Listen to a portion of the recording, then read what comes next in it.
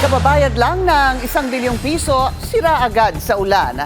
Napamura na lang sa galit si DPWH Secretary Vince Dizon nang makitang may mga butas agad ang kakaka-inspection lamang na EDSA busway. Yan ang agenda report ni Mike Carazon.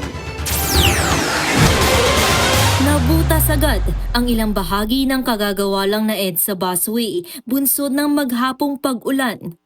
Ba nangyari nito kabago-bago? Bakit ang kagan na? Napamura na lang si DPWH Secretary Vince Dizon nang makita na palyado agad ang mahigit 1 bilyong kaka-inspeksyon niya lang na EDSA rehabilitation.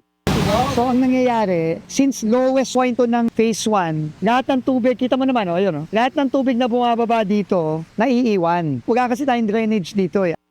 Paliwanag ni Dizon, walang drainage sa daanan, kaya pumalya. Dahil sa mga barrier ng busway, hindi nakakalabas yung tubig. Nagalit na nga ako sa mga to bakit hindi naman nang na-anticipate yun? Iniisip nila, magde-drain naman yung tubig dun sa mga butas na yan. Hindi nangyari. Ngayong umaga, natapalan na ng DPWH ang mga nabutas na parte ng busway bilang bahagi ng kanilang emergency response. Para sa Agenda, Mike Carazon, Billionaire News Channel. Mag-follow sa aming mga social media accounts at mag-subscribe sa aming YouTube channel para sa pinakahuli at eksklusibong mga balita.